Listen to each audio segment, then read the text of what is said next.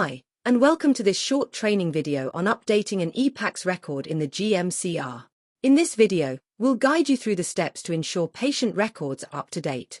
EPaCCS, or the Electronic Palliative Care Coordination System, allows healthcare professionals to record and share key information about a patient's end-of-life care preferences.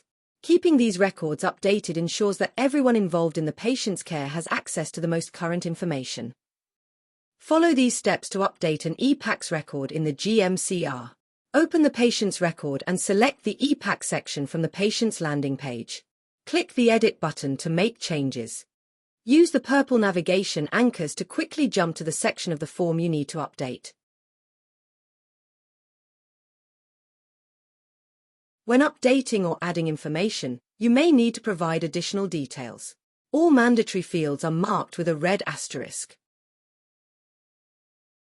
Please complete all required fields before moving on to the next section.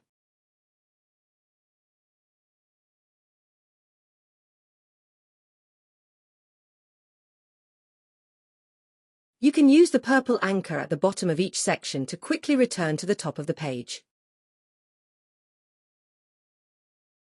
Make sure all mandatory fields marked with a red asterisk are completed before saving.